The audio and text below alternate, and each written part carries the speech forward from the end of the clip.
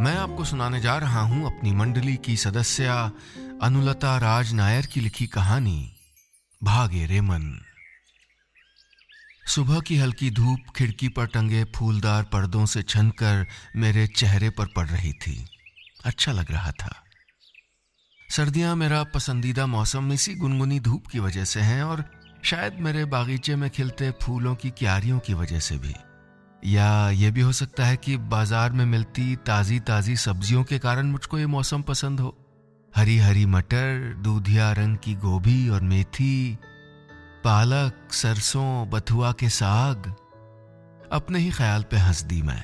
कहाँ तो अच्छा भला धूप और फूलों की बातें सोचता मेरा मन आखिर सब्जियों पे जाके अटक गया।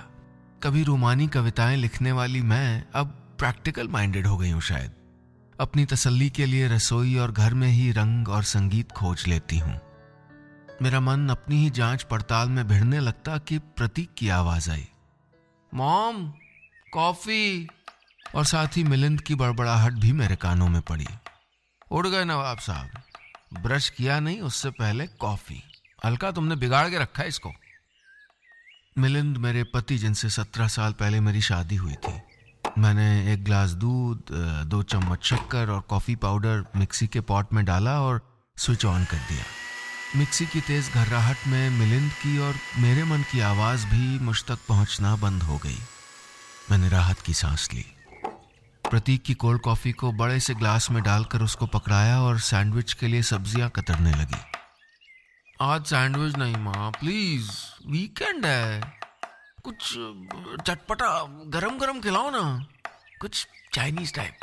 प्रतीक ने जीभ अपने होठों पर फेरते हुए कहा। मैंने मुस्कुराकर अपने 15 साल के लाडले बेटे का माथा चूम लिया। कितना शौक है इसको खाने पीने का, और उतना ही शौक मुझे भी है अलग अलग तरह की डिशेस पकाने का। या ये हथियार था खुद से दूर जाते बेटे को अपने पास खींचने का। मैंने चाकू परे सरका दिया और पूछा, बोलो बोलो क्या खाओगे। सवाल अभी मेरे होठों पर ही था कि जवाब में मेरे पास प्रतीक और मिलिंद की फेवरेट डिशेस की लिस्ट आ गई। मैंने तो पूछा था कि क्या खाओगे, तो अब फरमाइश तो पूरी करनी पड़ेगी। जबकि आज मैंने सोचा था कि जल्दी काम खत्म कर लूंगी और थोड़ा वक्त मिल जाए तो मिलिंद से कहूंगी कि ड्राइवर और गाड़ी दे दें। शहर में लगी एक पॉटरी एग्जीबिशन देखने जाने का मन था। बड़ी इच्छा थी कि आराम से बैठ के कलाकारों को गीली मिट्टी को रौंदते देखूंगी, चाक पे सुंदर आकार लेते। मेरा मन भी कल्पना में ही नए नए आकार गढ़ने लगा। लेकिन अब तो वक्त ही नहीं मिलेगा। मैं गहरी सांस भीतर खींचकर मसालों की बोतलें खंगालने लगी। कहीं कोई खत्म न हो गया हो। एक भी कम हुआ तो न सही स्वाद आएगा न खुशबू। जिंदगी भी तो ऐसी ही है। जरा सा कोई मसाला कम ज्यादा हुआ और कितनी जल्दी बेस्वाद हो जाती है। मैंने नमक की बरनी को साड़ी के पल्लू से पकड़कर खोलते हुए सोचा, मेरी जिंदगी में भी तो नमक कम हो गया है शायद। परात में 2 कटोरी आटा निकालकर मैंने उस पर 1 चम्मच नमक डाल दिया। फिर और फिर एक। उफ, ये क्या कर रही हूं मैं। आटे में आटा कम और नमक ज्यादा हो गया था। मैं परात सरकाकर वहीं किचन में रखे स्टूल पर बैठ गई। आज मन नहीं लग रहा था किसी काम में। एक कसमसाहट सी महसूस हो रही थी, हल्का हल्का दम घुटने जैसा एहसास। मैं अपनी हथेलियों से अपना ही सीना मलने लगी। तभी दरवाजे पे आहट हुई। मिलिंद खड़े थे। क्या हुआ, तबीयत खराब है क्या। मैं झट से उठ के खड़ी हो गई। नहीं तो ठीक हूं एकदम। मिलिंद ने फ्रिज खोलकर ठंडा पानी निकाला और उसमें पुदीने के रस की 2 बूंदें उड़ेलकर मुझको पकड़ा दी। लो ये पी लो, गैस हो गई होगी, दिन भर घर में बैठी रहती हो। अरे थोड़ा वॉकिंग वगैरह के लिए जाया करो ना, या योगा ही कर लिया करो थोड़ी देर। मिलिंद की आवाज में फिक्र कम, उलाहना ज्यादा था। मुझे लगा मेरी रुलाई फूट जाएगी। पानी हलक में अटक रहा था। पुदीने के सत की बूंदें ठंडक देने की जगह बेचैनी पैदा कर रही थीं। मैं ग्लास पकड़े पकड़े स्टडी में जाके बैठ गई। वहां बंद अकेले कमरे में मुझे थोड़ा राहत लगी। क्या हो रहा था मुझको, क्यों इस तरह बात बेबात पे चिढ़ रही थी मैं, समझ नहीं पा रही थी। और ये बेचैनी, ये चिड़चिड़ापन पिछले कई महीनों से मेरे साथी बन गए थे। मुझे अपने बीते दिनों से शिकायत महसूस होती कि मैंने जिंदगी के 42 बरस निकाल दिए और ऐसा कुछ नहीं किया जिसके लिए मैं खुश हो सकूं, और न मुझे आने वाले दिनों में कोई उम्मीद की रोशनी दिखाई पड़ रही थी। मैंने अपना सर झटक दिया। दिमाग खराब हुआ था मेरा। अच्छा भला घर परिवार था जिसको मैंने पूरे मन से सजाया संवारा था, प्यार करने वाला पति था, समझदार बेटा था। फिर कैसे मैं खुद को नाखुश कह सकती थी? नाउमीदी जैसा लफ्ज मेरे दिल में आया ही क्यों? मैंने उठकर स्टडी के पर्दे खोल दिए। बाहर सोसाइटी का पार्क दिख रहा था। मेरी नजर एक घने गुलमोहर की छांव में बैठे एक बुजुर्ग पर पड़ी जो तने से टिककर कोई किताब पढ़ रहे थे। पास ही उनकी पत्नी होंगी, डायरी में कुछ लिख रही थी। महीने भर के खर्च का हिसाब, या धोबी का, या किराने की लिस्ट बना रही होंगी। मैं देखती रही उनको। तभी उन्होंने डायरी उठाकर अपने पति को दिखाई और दोनों जोर से हंस पड़े। उनके कंधे एक दूसरे के एकदम करीब आ गए, सिर आपस में टिक गए। मुझे दूर से हंसने की आवाज तो नहीं आई, लेकिन मैं ठहाका लगाकर हंसते चेहरे अब भी पहचान सकती थी। क्या लिखा होगा उस डायरी में? मैं सोचती रही। पता नहीं, मन में कुछ चुभने जैसा महसूस हुआ। शायद जलन हो रही थी मुझको उस बुजुर्ग जोड़े से। मैंने खिड़की बंद की और किचन में आ गई। बेमन से काम शुरू किया ही था कि फोन बजने लगा। देखा तो सिमी का फोन था। सिमी यानी मेरी बचपन की दोस्त, जिसका बचपन आज तक नहीं गया था। जानती हूं कि अभी 10 मिनट तक तो वो बात बेबात पे हंसती रहेगी, घिसे पिटे जोक सुनाएगी और फिर हंसेगी। हेलो? मैंने ये जानते हुए भी कि उसका फोन है, फिर भी हेलो कहा। बातचीत का सिरा दूसरों को पकड़ा देने की आदत हो गई थी मेरी। अलका, चल बांध अपना बोरिया बिस्तर और चलिया। उधर से सिमी का पंचम स्वर मेरे कानों के पर्दे हिला गया। मैंने उसकी बात को अनसुना करके पूछा, कैसी है सिमी? जैसी भी हूं, तेरे जैसी बोरिंग तो नहीं हूं। सिमी ने जवाब दिया तो मुझको हंसी आ गई। इस लड़की के साथ उदास रहना, गंभीर रहना जैसे सख्त मना था। 15 मिनट के कॉल में सिमी ने बताया कि अगले महीने उसकी बेटी की शादी है, खजुराहो में, डेस्टिनेशन वेडिंग, और मुझे मिलिंद और प्रतीक को हर हाल में शामिल होना है। मेरा मन जैसे हवा में हल्के हल्के झूले झूलने लगा। पता नहीं कितने दिन हुए ऐसे किसी फंक्शन को अटेंड किए। पता नहीं कब किसी अपने के साथ खूब सारा बेफिक्र सा वक्त गुजारा था। फोन रखकर मैं सीधे मिलिंद के पास पहुंची और सिमी का निमंत्रण सुना दिया और उम्मीद भरी नजरों से उनकी हामी का इंतजार करने लगी। मिलिंद अपने लैपटॉप में सर घुसाए कोई कैलकुलेशन कर रहे थे। मेरी बात को अनसुना करके वो अपना काम करते रहे। मुझको आदत थी ऐसे एटीट्यूड की। उनको पता था कि मैं कौन सा कोई ब्रेकिंग न्यूज लेके आई होंगी। यही तो कहते थे दोनों पापा और बेटा। 10 मिनट बाद मिलिंद ने मेरी तरफ देखा और बोले, हाँ कब है शादी, कहाँ है? मैंने कहा 28 फरवरी, खजुराहो में है। अपन जरूर चलेंगे Melinda, please. 28 February? Have you gone mad? March 31 financial year ending है यार, नहीं जा सकते भाई। फिर प्रतीक के पेपर्स भी तो होंगे। मिलिंद ने हमेशा की तरह अपना एक तरफा फैसला सुना दिया और बात सही भी तो थी। साल के ये 2 महीने मिलिंद इतने व्यस्त रहते थे कि खुद को भूल जाते थे, और प्रतीक के पेपर्स ना भी होते तो वो अब हमारे साथ कहीं जाना ही नहीं चाहता था। उसको अपना स्पेस चाहिए था। मैं चुपचाप उठकर किचन में आके बैठ गई। अपने सामने पाव भर लहसुन फैला लिए और छीलने लगी। रसोई मेरे लिए एक इंटेंसिव केयर यूनिट की तरह थी और काम मेरे लिए एक थेरेपी। पिछले कुछ 1 साल से मुझको इस थेरेपी की बहुत जरूरत महसूस होने लगी थी। 15 मिनट बाद मेरे सामने छिली हुई लहसुन और उसके छिलकों का ढेर था। क्या कर रही हो अलका? मिलिंद ने मेरे कंधे पे हाथ रखा तो मैं चौंक गई और जल्दी से छिलके बटोरने लगी। मिलिंद ने मुझे हाथ पकड़कर वहीं बैठा लिया। तुम जाना चाहती हो शादी में? उन्होंने पूछा, जो सवाल कम और स्टेटमेंट ज्यादा था। मैंने कोई जवाब नहीं दिया क्योंकि जानती थी कि मिलिंद जा नहीं पाएंगे और मेरे अकेले जाने का तो प्रश्न ही नहीं उठता। पिछले 17 साल में मैं कभी अकेले नहीं गई तो अब कैसे जाऊंगी? कुछ देर मैंने जवाब नहीं दिया तो मिलिंद भी बिना कुछ कहे चल दिए। पूछने की औपचारिकता पूरी हो गई, बस। अगले दिन मैंने सिमी को कह भी दिया कि मेरा आना नहीं हो पाएगा। ये वादा कर दिया कि बाद में हम सब आएंगे एक साथ। मेरे समझाने पर सिमी मान तो गई, लेकिन मेरा मन इस बार मेरा कहा नहीं मान रहा था। काश काश कि मिलिंद राजी हो जाते। शादी के दिन पास आते जा रहे थे और मेरी कसमसाहट बढ़ती चली जा रही थी। सिमी लगातार तस्वीरें भेजती रहती कि क्या खरीद रही है, वेन्यू में कैसा डेकोरेशन होगा, दुल्हन के गहने कैसे होंगे और वरमालाएं कौन से फूलों की होंगी। दिन में कई बार मैं उन तस्वीरों को देखती रहती। एक दिन बाजार जाकर हम दुल्हन के लिए तोहफा भी खरीद लाए और मिलिंद ने वादा किया कि वो वक्त पर कुरियर से पहुंचवा भी देगा। लेकिन शादी के 2 दिन पहले जब मैं स्टडी में गई तो वहां फाइलों के ढेर के बीच रंगीन कागज से लिपटा वो तोहफा वहीं रखा था। मैंने वो पैकेट उठाया और मिलिंद के सामने ले जाके रख दिया। मेरी आंखें डबडबा रही थी, मुझे गुस्सा भी आ रहा था और दुख भी हो रहा था कि क्या मैं किसी की भी प्रायोरिटी नहीं हूं? क्यों मेरी छोटी सी खुशी को इतनी आसानी से नजरअंदाज कर दिया जाता है? मिलिंद ने सामने रखे पैकेट को देखा, फिर मुझे। कुछ देर खामोशी से हम एक दूसरे को देखते रहे। मैंने वो पैकेट खोला तो उसमें भोपाल से खजुराहो का चार्टर्ड बस का टिकट था। मैं खुशी से पागल होती उससे पहले मैंने उंगलियों से टिकट को सरकाया तो एक ही टिकट निकला। एक टिकट? मैंने चौंक के कहा। हाँ, तुम चली जाओ ना, सीधी बस है, कोई दिक्कत नहीं है। हमारा जाना तो किसी भी हाल में पॉसिबल नहीं है, तुम जानती हो। मैं अकेले? मैं हकला रही थी।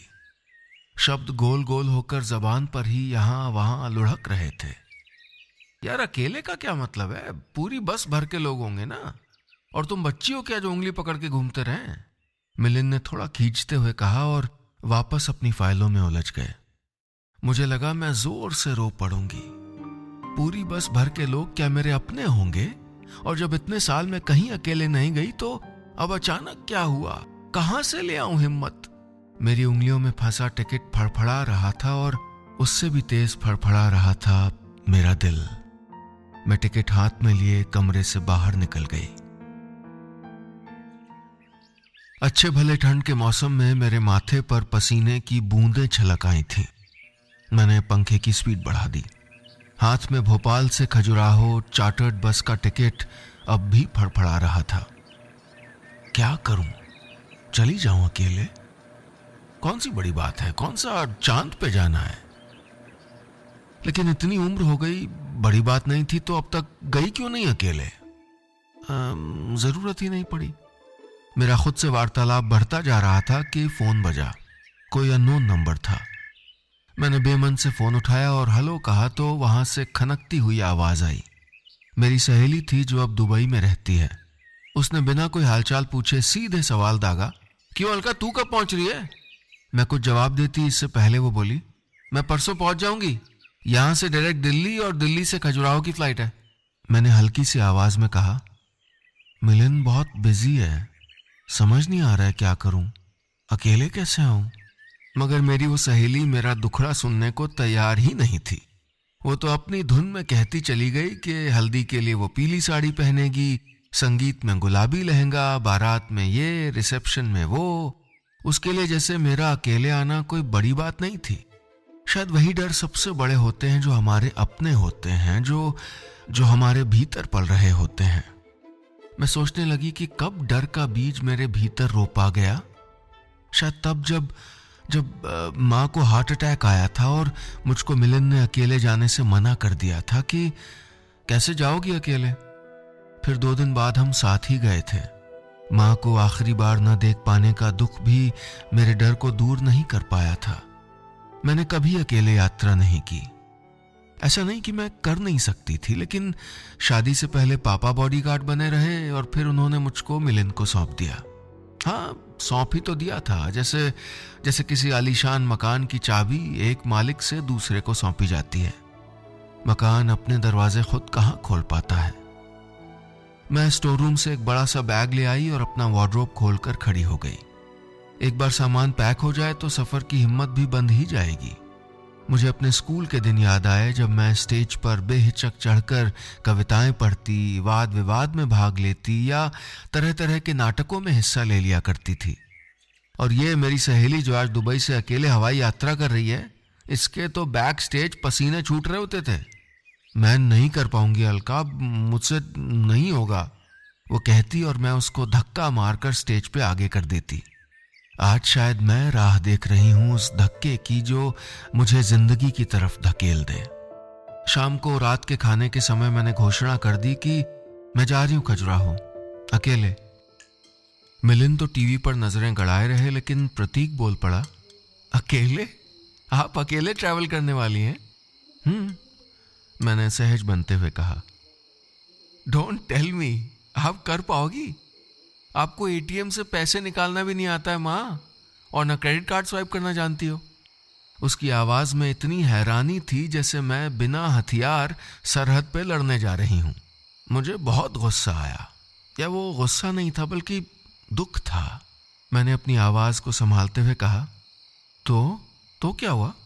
मैं पैसे रख के जाऊंगी, और वैसे भी वहां मुझे कुछ खास खर्चा करना भी नहीं है, थोड़े बहुत रख लिए तब भी काम हो जाएगा।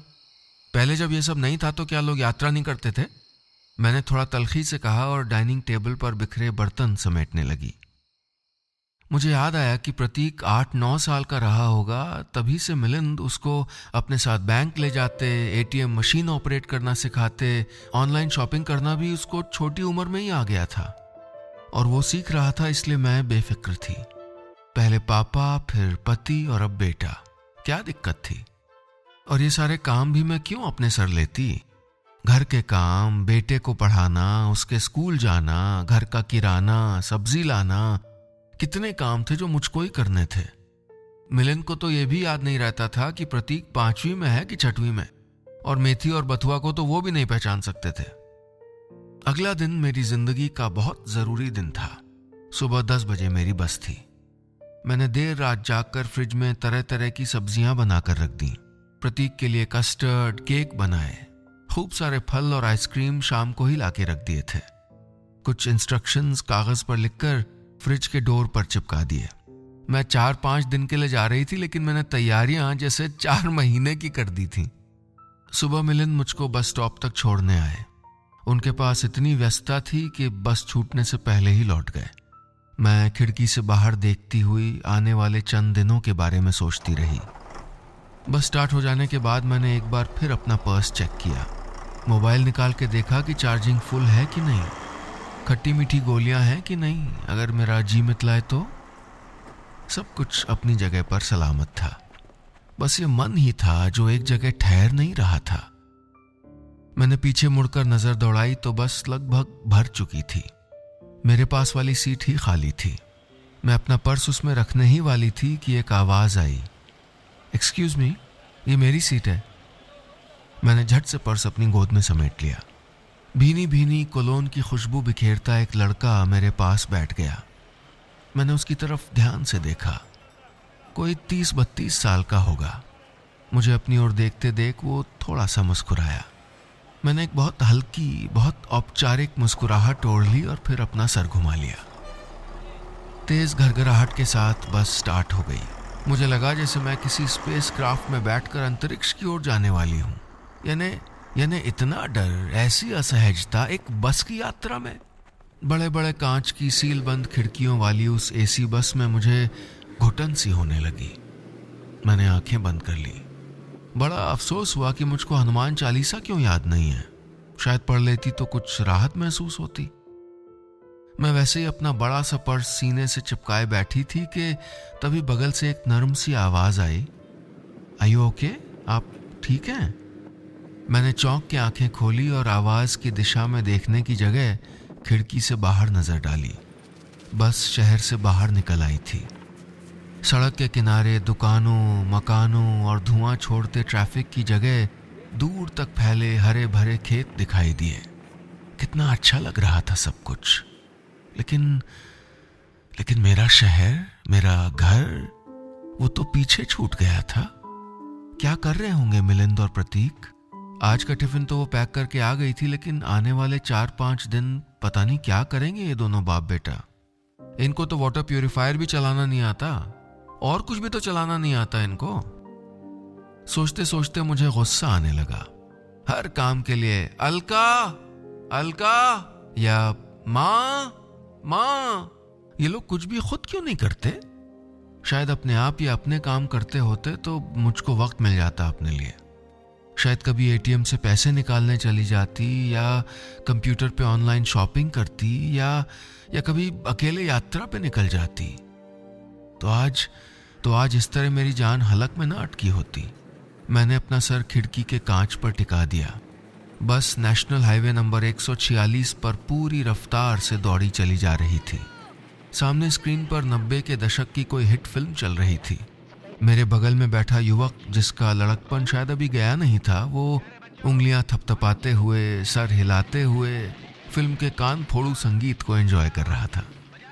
थोड़ी देर तो वो आवाज़ मुझको बेचैन करती रही, फिर शायद मैं गहरी नींद में चली गई थी।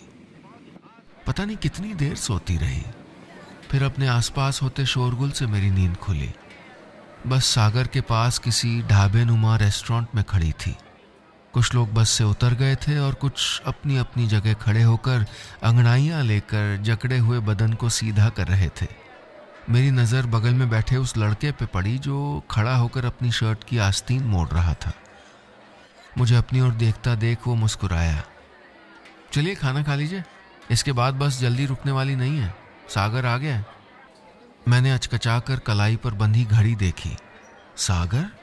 यानी मैं 2 घंटे सोई रही। मैंने सर पे हाथ फेर कर जरा सा बाल संवारे, दुपट्टे को कायदे से ओढ़ा और अपनी सीट से उठकर बाहर आ गई। ढाबे के सामने पड़ी रस्सियों वाली खटिया पर बैठकर मैंने चारों तरफ नजर घुमाई। ठंडी हवा बहुत अच्छी लग रही थी। आसपास लगे पलाश में से किसी में फूल भी आ गए थे। मैं दाल चावल ऑर्डर कर ही रही थी कि वो लड़का मेरे पास मेरी ही खटिया पे आके बैठ गया। खाली दाल चावल नहीं, यहाँ की बाटी और भरता खा के देखिए, उसने बैरे की तरफ देखते हुए कहा। फिर मेरी तरफ देख के बोला, मैं वेदांत, आपका हमसफर। उसने हंसते हुए कहा तो मुझको भी हंसी आ गई। फिर पूरे खाने के दौरान वो यहाँ वहाँ की बातें बताता रहा कि सागर के फार्मेसी कॉलेज से ही उसने पढ़ाई की थी और अब किसी बड़ी फार्मा कंपनी में काम करता है। मैं उसकी बातें सुनती रही, लेकिन मैंने खुद के बारे में ज्यादा कुछ नहीं बताया, सिवाय इसके कि मैं पहली बार अकेले सफर पर निकली हूँ। और ये बात उसको दुनिया के 7 अजूबों से भी ज्यादा हैरान करने वाली लगी थी। फिर वो मुझसे छोटे छोटे सवाल करता रहा। मैं जवाब देती गई, उतने ही छोटे जवाब, ज्यादातर हाँ या ना में थे। खैर, बस में वापस आकर बैठने पर मुझको पहले से बेहतर लग रहा था। शायद वेदांत मुझे अपने किसी दोस्त की तरह लगने लगा था। मैं खुद को अब अकेला महसूस नहीं कर रही थी। मैंने सीने से चिपकाए अपने बैग को सामने की सीट पर लटका दिया था। स्क्रीन पर बजता संगीत अब कानों में उतना चुप भी नहीं रहा था। मुझे लगा इतना भी मुश्किल नहीं था अकेले यात्रा करना, इतना भी जरूरी नहीं था हर जगह मिलिंद का बॉडीगार्ड या गाइड या केयरटेकर की तरह साथ होना। लगा मैंने कुछ पा लिया है पहली दफा। मैं अपनी सफलता का जश्न मनाती उससे पहले ही एक हल्के और फिर एक तेज ब्रेक के साथ बस रुक गई। सूरज अपनी ढलान पर था, इसलिए मेरी तरफ की खिड़की पर तेज रोशनी पड़ रही थी और बाहर कुछ नजर नहीं आ रहा था। मैंने वेदांत की तरफ झुकते हुए आगे झांकने की कोशिश करते हुए उससे पूछा, क्या हुआ, ये अचानक बस क्यों रुक गई? वेदांत थोड़ी देर चुप रहा और फिर आंखें गोल गोल घुमाते हुए बोला, लगता है डाकुओं का हमला है। मैंने उसकी तरफ घूर के देखा तो वो हंस पड़ा। कितनी डरपोक हो तुम, यू शुड ट्रैवल मोर। मैं उसकी बात का जवाब देती उससे पहले ड्राइवर ने बताया कि आगे एक ब्रिज है और उस पर एक्सीडेंट होने के कारण 2 ट्रक वहीं अटके हैं, इसलिए जब तक रास्ता साफ नहीं हो जाता हमको वहीं रुकना पड़ेगा। सूरज भी ना जब ढलना शुरू होता है तो कैसी रफ्तार पकड़ लेता है। बाहर हल्का धुंधलका सा छाने लगा था। मैंने इधर उधर झांका, फिर वेदांत के बेफिक्र चेहरे को और अपने माथे पर हाथ रखकर सर सीट पर टिका दिया। नहीं आना चाहिए था मुझे, इस तरह अकेले तो बिल्कुल नहीं आना चाहिए था, लेकिन अब कुछ नहीं हो सकता था। अपने शहर से कोई 250-300 किलोमीटर दूर बयाबान में अनजान लोगों के साथ मैं पता नहीं कितनी देर के लिए फंस गई थी। थोड़ी देर पहले अपनी पहली अकेले यात्रा और उससे मिली आज़ादी के एहसास को मैं सेलिब्रेट करने का सोच रही थी, और अब यह मुश्किल कहाँ से आ गई। पता नहीं कितनी देर यहाँ बस अटकी रहेगी। अब से 1-8 घंटे में तो मुझको खजुराहो पहुँच जाना चाहिए था, और अब पहुँचते पहुँचते रात ही हो जाएगी। सिमी इंतज़ार कर रही होगी। कल सुबह सुबह हल्दी की रस्म है, और वहाँ भोपाल में, घर में, वहाँ तो सब घबरा ही जाएंगे। मिलिंद तो पक्का मुझको एक भाषण देंगे, तुमने जिद पकड़ी थी शादी में जाने की, जैसे तुम न जाती तो शादी नहीं होती। और ये नहीं सोचेंगे कि अकेले भेजने का आइडिया किसका था। मैंने घबरा के पर्स में हाथ डाला और अपना मोबाइल निकाला। सबसे पहले मिलिंद को ही बता दूं कि कहीं बीच जंगल में हूं, पर हाँ, फिक्र मत करना। सोचते सोचते ही मेरी रुलाई फूटने लगी। मैंने लास्ट डायल नंबर से मिलिंद को फोन मिलाया तो पता लगा नेटवर्क ही नहीं है। बगल में बैठे वेदांत की तरफ देखा, जैसे कोई बच्चा हसरत से खिलौनों की दुकान के डिस्प्ले काउंटर को देखता है। वेदांत ने अपनी भवें उचकाई। व्हाट? मोबाइल? क्या मैं आपका मोबाइल यूज कर सकती हूँ? मैंने हिचकते हुए पूछा। जवाब में वो हंस दिया। मैडम, यहाँ बीहड़ में मोबाइल नेटवर्क नहीं मिलता। हो सकता है सांप बिच्छू नजर आ जाए या जंगली कबूतर, हाँ वो आपका संदेश लेके जा सकता है। मैंने हसरत से बढ़ाया हुआ हाथ पीछे खींच लिया और उसके बेवक्त के मजाक को अनसुना भी कर दिया। वेदांत कुछ देर मेरे चेहरे को देखता रहा, फिर बोला, चलो बाहर निकलते हैं, वक्त आसानी से कट जाएगा। अचानक उसका लहजा एकदम बदल गया था। मैंने बाहर की तरफ देखा तो आसपास लगे पेड़ों के नीचे लोग झुंड बनाकर बैठ गए थे। किसी ने लकड़ियां इकट्ठी करके आग जला ली थी, तो किसी ने अपने मोबाइल में हैंड्स फ्री करके पुराने गाने चला दिए थे। पिकनिक जैसा माहौल था। मैं भी उठ के बाहर आ गई। कुछ देर मैं और वेदांत इधर उधर टहलते रहे। अपने बारे में तो वो बहुत कुछ बता चुका था। अब शायद मेरी बारी थी खुल के बात करने की। लेकिन मैं कब अपने बारे में बात करती थी? मेरी तो दुनिया प्रतीक, मिलिंद और घर थे। मैं बातें करती थी कि क्या पकाया जाए, घर में किस चीज के मेंटेनेंस का टाइम आ गया है, या कपड़ों के पर्दे मौसम के हिसाब से बदल दिए जाने चाहिए। मैं सोचती रही कि ऐसा क्या था जो अपने बारे में बताऊं। वेदांत मेरी घर गृहस्थी की, तेल मसालों की बातों में तो इंटरेस्टेड नहीं होगा ना। मैं शायद कुछ सोच ही नहीं पाती कि उसी ने मेरी मदद की और पूछा, गाने सुनती हो? कैसा म्यूजिक अच्छा लगता है? कितना अरसा हुआ कोई मुझसे मेरी पसंद पूछ रहा था, और गानों की बात चली तो वहां खुले आसमान के नीचे किसी के मोबाइल से बजते गानों पर ध्यान गया। महेंद्र कपूर का गाया गाना बज रहा था, नीले गगन के तले धरती का प्यार पले। मैंने थोड़ा सोचते हुए कहा, गाने वो अच्छे लगते हैं जिनके अल्फाज अच्छे हों, आई मीन वर्डिंग्स। मुझे भी। उसने सर हिलाया। मुझे अनजान जगह पर अनजान लोगों के बीच अच्छा लगने लगा था। मैंने थोड़ा सोचते हुए कहा, मैं कभी बहुत बड़ी सिंगर बनना चाहती थी। फिर अपने ही ख्याल पर मुझको हंसी आ गई। याद आया कि जब मैं रसोई में गुनगुनाते हुए काम करती थी तो मिलिंद मुझको छेड़ते हुए कहते कि आज खाना मिलेगा कि गाना ही परोस दोगी, और मैं झेप के जल्दी से थाली उनके सामने रख देती, भूल जाती कि कुछ गुनगुना भी रही थी। वेदांत चुप था। वो समझ रहा था कि मैं जो कह रही हूं उसके अलावा बहुत कुछ अनकहा मेरे भीतर चल रहा है। उसे सवाल पूछने की या जवाब पाने की भी कोई हड़बड़ी नहीं थी, और मुझे भी कोई जल्दी नहीं थी किसी भी बात की। हम चलते चलते थक गए तो पास ही बनी एक खंडहर हो चुकी इमारत की बाहरी दीवार पर बैठ गए। शहर के शोर और धूल धुएं से दूर यहाँ का आसमान कितना साफ था। इतने सारे तारे, हद है। मुझे क्या आसमान को ताकने की भी फुर्सत नहीं रही थी? नहीं, मैं इतना बिजी तो नहीं थी। फिर क्या हुआ जो मैंने खुद को अपनी मन मर्जी का कुछ भी करने से रोक लिया था? दूर पुल के पास एक क्रेन और कुछ कर्मचारी एक्सीडेंट वाले ट्रकों को हटाने के काम में जुट गए थे। शांत से माहौल में मशीन की घरघराहट गूंज रही थी। वेदांत लगातार कुछ गुनगुना रहा था। मेरा मन किया कि मैं भी उसकी तरह लापरवाह होकर गुनगुनाने लगूं, या गाइड फिल्म की वहीदा रहमान की तरह बिंदास नाचने लग जाऊं। गाओ गाओ, तुम भी गाओ। यहाँ कौन है जो तुमको कह देगा कि अलका तुम बेसुरी हो? वेदांत बोला, जैसे मेरा मन पढ़ लिया हो उसने। अरे तुमसे किसने कहा मैं बेसुरी हूं? मैंने उसको झिड़का। वो कुछ नहीं बोला, पर मैं न जाने कैसे अपनी हिचक भूल कर गुनगुनाने लगी। पता नहीं कितनी देर तक मैं गाती रही बेरोक टोक, क्योंकि इस वक्त न डाइनिंग टेबल पर कोई चाय का इंतजार कर रहा था, न ही स्कूल बस का टाइम हो रहा था, और तो और मोबाइल भी कवरेज एरिया के बाहर था। मेरे घर की खिड़कियां बहुत बड़ी बड़ी थीं, दरवाजे भी सारा दिन खुले रहते थे, लेकिन आज मैं खुद को आजाद महसूस कर रही थी। मुझे लगा जैसे मैं पतंग हो गई हूं जिसकी डोर चक्री से टूट गई है। अलका इधर आओ, ये देखो। वेदांत की पुकार से मेरा ध्यान टूटा। अलका अलका ऐसे पुकार रहा है जैसे मैं इसकी दोस्त हूं, हम उम्र दोस्त। सूरत से तो 30-32 का भी नहीं लगता, मैंने सोचा। पर पता नहीं क्यों मुझे उसका नाम पुकारना अच्छा लग रहा था, उसका हम उम्र हो जाना भी अच्छा लग रहा था। वेदांत ने मुझे फिर आवाज लगाई। तब मुझे एहसास हुआ कि मैं अपने में गुम गाना गाने में मगन थी, और वो तो आगे किसी पुरानी इमारत के भीतर उगे पेड़ के तने पर कुछ उकेर रहा था। मैं पास पहुंची तो देखा उसने अपनी छोटी सी स्विस नाइफ से तने पर अपने नाम का अक्षर गोद दिया था, वी। मुझे देखते ही उसने चाकू मेरे हाथ में पकड़ाया और बोला, चलो अब तुम अपने नाम का अक्षर लिखो, ए।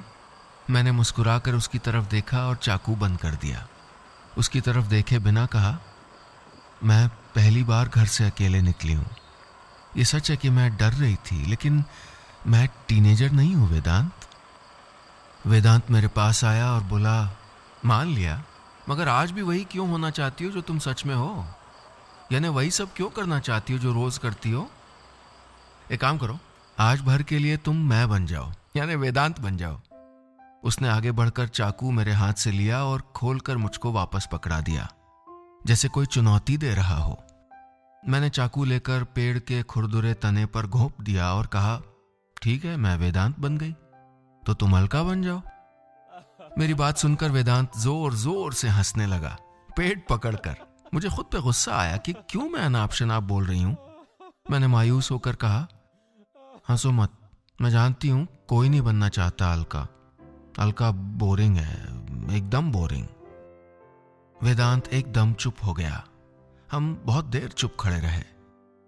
कई बार लंबी लंबी बातों के बीच की चुप्पियां ज्यादा मुखर होती हैं, ज्यादा कह जाती हैं। मुझे याद आने लगे कई वाकये जब मिलिंद मुझको बोरिंग कहते थे। पूरे संडे तरह तरह की डिशेस बनाते, घर के बागीचे की क्यारियां संवारते या मेहमानों की आवभगत में गुजारने के बाद जब मिलिंद मुझको लिविंग रूम में रखे बड़े से होम थिएटर पर फिल्म देखने के लिए बुलाते तो मैं थक कर चूर हो गई रहती। मन ही नहीं करता कि फिर से वही चिल्लपों झेलूं। अब ऐसे में मुझको बोरिंग औरत होने का बैज पहना दिया जाता और मैं विरोध भी नहीं करती। सच कहूं तो विरोध करना, अपना पक्ष रखना मैंने कब का छोड़ दिया था। पर अब उम्र के इस पड़ाव पर मेरा मन क्यों विद्रोह करने लगा था? शाम गहराने लगी थी, ठंड भी बढ़ने लगी थी। हम वापस बस के पास आ गए और वहां जल रहे अलाव के करीब जाकर बैठ गए। आसपास खुला मैदान होने के कारण लपटों से चिंगारी निकल रही थी। मैं थोड़ा पीछे खिसक के एक पत्थर पर अपने में सिमट के बैठ गई। वेदांत कहीं चला गया था। थोड़ी देर में वो हाथ में 2 कुल्हड़ों में चाय लेके आया और एक मेरे हाथ में पकड़ा दिया। चाय की खुशबू नाक में गई तो तलब तेज हो गई। मैंने गर्म चाय का एक बड़ा सा घूंट भर लिया। वेदांत ने हाथ में पकड़ा हुआ अपना ब्लेजर मेरे कंधे पर डाल दिया। मैंने शुक्रिया तो नहीं किया, लेकिन सवालिया नजर से उसकी ओर देखा तो वो मुस्कुराकर बोला, मैं हल्का बनने की कोशिश कर रहा हूं। मैं जोर से हंस पड़ी, इतनी जोर कि आसपास आग तापते कई चेहरे मेरी तरफ मुड़ गए। मैंने परवाह नहीं की और अल्हड़ लड़की की तरह देर तक हंसती रही। वेदांत मेरे पास आकर बैठ गया। लोग अपने अपने साथ लाए खाने पीने की चीजें शेयर करने लगे। मैं भी बस में रखे बैग से अपने हाथ के बनाए लड्डुओं का डिब्बा उठा लाई। वैसे भी शादी के घर में इनको कौन पूछेगा, मैंने खुद को समझाया और डिब्बा खोलकर वेदांत के सामने रख दिया। उसने लड्डू उठाकर मुंह में भर लिया। अलका अलका ही रहेगी, मैंने ना में सर हिलाया। उसने माथे पर बल देते हुए आंखें सिकोड़ कर मेरी तरफ देखा। ना याने अलका अलका नहीं रहेगी, जरा सही सही, लेकिन अब बदल जाएगी। मैंने सामने जल रही आग की लकड़ी को ठीक करते हुए कहा। वेदांत मेरे करीब सरक आया और मेरे कानों में फुसफुसाया, and I like this Alka very much. पसंद है मुझे, बहुत पसंद है। मैं चौंक गई। ये क्या कह गया वेदांत? क्या है उसके मन में? कुछ घंटों की ही तो मुलाकात थी, लेकिन उसका मन पढ़ने के पहले मैं खुद अपना मन पढ़ना चाहती थी। सफर मंजिल तक पहुंचने के लिए नहीं किए जाते हैं, बल्कि एक मंजिल तक पहुंचने के पहले जो पाया, जो खोया या जो भोगा, उसके लिए यात्राएं की जाती हैं। जैसे मेरे लिए ये सफर खजुराहो पहुंचकर सिम्मी की बेटी की शादी अटेंड करना नहीं रह गया था। ये सफर मेरे मन के भीतर की यात्रा थी, एक सुखद यात्रा, हैप्पी जर्नी। बस का तेज हॉर्न सुनकर सब लोग अपना सामान समेटकर वापस बस में चढ़ने लगे। मैं वहीं बैठी रही जैसे इस सफर को अंजाम देने का मन ही न हो। तभी वेदांत ने अपना हाथ आगे बढ़ा दिया और मैं उसका सहारा लेकर उठकर खड़ी हो गई। बस दोबारा अपने सफर पर चल पड़ी थी। खजुराहो आने में बस कोई 1.5-2 घंटे बाकी थे और ये वक्त कब गुजर गया पता ही नहीं चला। मैं और वेदांत ज्यादातर चुप ही थे। मेरा मन तो सफर के दौरान क्या खोया क्या पाया इसी का हिसाब करने में जुटा था। बस रुकी तो मैं अपना सामान लेकर उतरती, इससे पहले सिमी बस में चढ़ गई और मुझको कस के गले से भींच लिया। कितना अच्छा किया तू आई अलका, वो भी अकेले। मैं मान ही नहीं रही थी, अकेले ही आई ना। मैंने मुस्कुराकर वेदांत की तरफ देखा और अपना सामान सिमी को पकड़ा दिया। थोड़ी देर बाद मैं होटल के कमरे में थी, जिस होटल में शादी के लिए आए सारे मेहमान रुके हुए थे। मेरे कानों में वेदांत के शब्द अब भी ठहरे हुए थे। कहते हैं जो फूल देखना चाहते हैं ना, उनके लिए फूल हमेशा मौजूद रहते हैं, और खुश रहना कौन सा मुश्किल काम है, और तुम तो बस आईना देख लिया करो। उसने बड़ी अदा से मुस्कुरा के कहा था। फिर चल दिया था लापरवाही से अपना बैग कंधे पर झुलाता हुआ। जरा सा लड़का और कितनी बड़ी बड़ी बातें कह गया था। वेदांत के ख्याल भर से यात्रा की थकान न जाने कहां गायब हो गई थी। मैं आईने के सामने आकर खड़ी हो गई। अपनी जगह मिलिंद का अक्स बोलता नजर आया। कभी आईना भी देख लिया करो, पकौड़े का बेसन बालों में अब तक लगाए। मैं झट से आईने के सामने से हट गई। मैंने कमरे में लगी बेल बजाकर एक कप चाय मंगवाई और मिलिंद को फोन लगा दिया। मेरे कॉल करते ही उन्होंने उठा लिया, जैसे फोन के इंतजार में ही बैठे हों, और हेलो बोलने की जगह सीधे सवाल करने लगे। कहाँ हो अलका, सब ठीक तो है ना? तुम्हारा फोन कब से नेटवर्क के बाहर जा रहा था। मैंने गर्म चाय का घूंट गले से उतारा और कहा, क्या हुआ, कुछ परेशानी आ गई क्या? प्रतीक तो ठीक है ना? मिलिंद बोले, कोई परेशानी नहीं, बस घर खाली खाली लग रहा है। आदत है ना तुमको हर वक्त घर में देखने की। मैंने सुस्ती से जवाब दिया और उनको बताया कि कैसे बस बीच रास्ते में 3 घंटा रुकी रही। मेरी बात सुनकर मिलिंद परेशान हो गए। अरे मेरी गलती थी, तुमको जाने नहीं देना था। तुम तो बहुत डर गई होगी, ठीक तो हो ना? मैं हंस दी। हाँ एकदम ठीक हूँ, चिंता मत करिए। मैं अकेली नहीं थी वहां, पूरी बस भर के लोग थे। मिलिंद कुछ देर खामोश रहे, फिर इधर उधर की कुछ बात करके फोन रख दिया। मुझे लगा जैसे उनको नाउमीदी हुई कि कैसे मैंने अकेले सफर कर लिया, कैसे मैं रास्ते में आई परेशानी से घबराई नहीं, या सिर्फ मैं ही ऐसा सोच रही थी। अभी मैं अपने आप को और मिलिंद के मन को तराजुओं पर रखती के कमरे के दरवाजे पर किसी की जोर से खटखटाने की आवाज हुई। सिमी थी। चल जल्दी तैयार हो जा, सब मेहमान खजुराहो की सैर पे जा रहे हैं। मैंने फुर्ती से अपना हैंडबैग उठाया और निकल आई। पता नहीं कितने सालों बाद मैं अकेले घूमने के ख्याल से हिचकिचाई नहीं। पहली बार मुझको लगा कि अपनी मर्जी से घूमूंगी आज। मुझे शायद वेदांत बन जाना आ गया था। थोड़ी देर बाद मैं अलग अलग शहरों से शादी में आए मेहमानों के साथ खजुराहो के मंदिर में थी। गाइड हमें बता रहा था कि ये मंदिर चंदेल राजाओं ने बनवाए थे। किस सदी में बने, उनका वास्तु कैसा था, पत्थर कौन से इस्तेमाल हुए थे, वगैरह वगैरह। मैं हैरान होकर दूर तक फैले मंदिरों और उन पर उकेरी कलाकृतियों को देख रही थी। सिमी तो शादी की तैयारी में व्यस्त थी, इसलिए यहाँ ऐसा कोई नहीं था जो मेरी पहचान का था। गाइड बता रहा था कि मंदिर किराए की साइकिल पर भी घूमे जा सकते हैं। मेरे भीतर की स्कूल गर्ल कुलबुलाने लगी। मैंने एक साइकिल ले ली और कुछ देर उसको यूं ही घसीटती रही। पता नहीं चला भी पाऊंगी कि नहीं, कहीं गिर पड़ी तो और लेने के देने पड़ जाएंगे। मुझे याद आया कि कैसे मेरी कार ड्राइविंग पर मिलिंद और प्रतीक मेरा मजाक बनाते थे कि तुमको ड्राइविंग लाइसेंस के अलावा लाइसेंस टू किल भी दिलवाना पड़ेगा। मुझे उनके चिढ़ाने पर थोड़ा गुस्सा भी आता, क्योंकि मैंने कभी कोई एक्सीडेंट नहीं किया, कभी कार में एक खरोच तक नहीं लगाई। फिर दोनों की टोका टाकी के बाद मेरा तेज कार चलाने का शौक ही नहीं बल्कि ड्राइविंग ही छूट गई। कहीं जाना होता तो फिर मिलिंद ही ले जाते या फिर ड्राइवर। मैं शायद ऐसे ही ख्यालों में खोई साइकिल घसीटती रहती कि मेरे पास से विदेशी पर्यटकों की टोली फर्राटे से साइकिल चलाती निकली। सबके सब कोई 50 से 60 की उम्र के रहे होंगे। मैंने भी अपना दुपट्टा कमर पे कसा और साइकिल पे चढ़ गई। हवा मेरे चेहरे पर तेजी से पड़ रही थी और मुझे लगा जैसे मेरे भीतर की चिड़चिड़ाहट भी कहीं फुर्र हो गई हो। 4 दिन शादी के रस्मों रिवाजों के बीच मैं सब कुछ भूल गई थी। न ये याद आता कि मिलिंद के कपड़े आयरन हुए कि नहीं, न ये फिक्र होती कि प्रतीक की टाई किसने बांधी।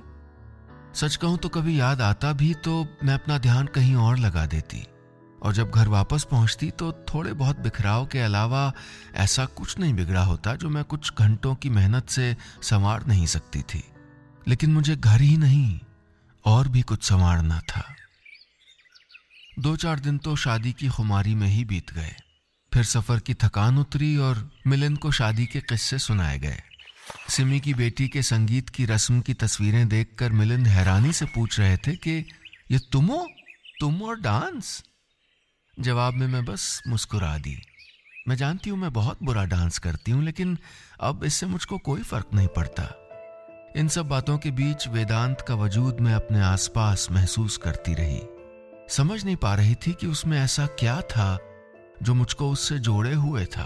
प्रतीक का नया सेशन शुरू हो रहा था और फिर वही वक्त की पाबंदियां मुझको घेरने लगी। लेकिन अब मैं थोड़ा चालबाज हो गई थी। वक्त को झांसा देना मुझे आ गया था। मैंने घर के नियमों में थोड़ा सा बदलाव किया। सुबह प्रतीक को बस स्टॉप पर छोड़कर मैं भागती हुई घर लौटने की जगह थोड़ी देर वहीं पार्क में जॉगिंग करने लगी। इतने सालों बाद मुझे पता चला कि मोहल्ले के कितने सारे लोग वहां टहलने या एक्सरसाइज करने आते हैं। पिछले कई सालों की तरह इतवार का दिन फिर आया। वही प्रतीक का देर से उठना और मिलिंद का मुझको उलाहना देना, वही दोनों के गर्म नाश्ते की फरमाइश। इतवार तो वाकई वही था, लेकिन मैं थोड़ा बदल गई थी। मैंने किचन में जाकर रेडियो ऑन कर दिया और सब्जियां काटने छांटने लगी। टीवी देखते हुए प्रतीक और मिलिंद के सामने मटर रख के आ गई छीलने के लिए। दोनों ने मुझको सवालिया नजर से देखा, फिर चुपचाप छीलने लगे। खुद अपने ऊपर ओढ़ जिम्मेदारियों का वजन उतारना मेरे लिए जरूरी था। मैं काम को फर्ज समझकर करती थी, शायद इसीलिए परेशान हो जाती थी। दिन भर व्यस्त रहने का शौक ही मुझे मार रहा था और इसकी कसूरवार मैं खुद थी। अपनी जिंदगी के रंग मैंने खुद समेट लिए थे, तो शिकायतें भी किससे करती। हमेशा उलझे रहने की बीमारी तो मुझको लगी थी, इसमें किसका दोष था। मैं गुनगुनाते हुए हलवे के लिए गाजर कसने लगी और आदतन मिलिंद की आवाज आई, आज नाश्ते में सिर्फ गाना मिलेगा क्या। आज मुझे वो ताना भी बुरा नहीं लगा। सच तो यह है कि संगीत हो या खुशी, वो रहती हमारे ही भीतर है, बस हम ही गुनगुनाना छोड़ देते हैं। वेदांत की कही ऐसी बहुत सारी बातें मेरे दिमाग में गहरे बैठ गई थीं। उसका 10-12 घंटों का साथ मेरी जिंदगी की सुस्त रफ्तार चाल को एक हल्का सा धक्का देकर चला गया था।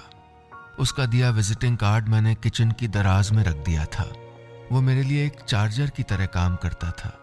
मैंने कई बार उस कार्ड को बाहर भी निकाला कि उसको फोन कर लूं, लेकिन हर बार बस उसके नाम को थोड़ी देर देखते रहने के बाद कार्ड अंदर रख देती। दिन का मौसम अब हल्का गर्म होने लगा था, लेकिन सुबह की हवा अब भी हल्की ठंडक लिए हुए थी। मैं प्रतीक की स्कूल बस के जाने के बाद पार्क में उसी पेड़ के नीचे बैठ गई जो मेरे घर की स्टडी से दिखता था, जिसके नीचे मैंने बुजुर्ग महिला को डायरी लिखते देखा था। मैंने भी अपनी जेब से छोटी सी डायरी निकाली और लिखने लगी, एक खत वेदांत के नाम। एक खत जिसमें शुक्रिया लिखूंगी कि उसकी वजह से जिंदगी फिर से अच्छी लगने लगी है। घर लौटी तो मिलिंद परेशान होकर किसी से फोन पर बात कर रहे थे। पता लगा उनकी बहन की कोई सर्जरी होनी है। आप फिक्र मत कीजिए, मैं चली जाऊंगी उनके पास कुछ दिनों के लिए, मैंने मिलिंद को तसल्ली देते हुए कहा। मिलिंद के माथे पर बल और गहरा गए। तुम चली तो जाओगी, लेकिन अब तुमको छोड़ने कौन जाएगा? मेरी तो लगातार मीटिंग्स हैं इन दिनों। मैंने मिलिंद के हाथ पर अपना हाथ रख दिया। मैं अकेले चली जाऊंगी मिलिंद, इतना भी मुश्किल नहीं है अकेले यात्रा करना, मैंने मुस्कुरा कर कहा और अपना सामान पैक करने के लिए अंदर चल दी। मेरा मन भाग रहा था मुझसे भी आगे, एक और सफर की ओर। बस इतनी सी थी ये कहानी।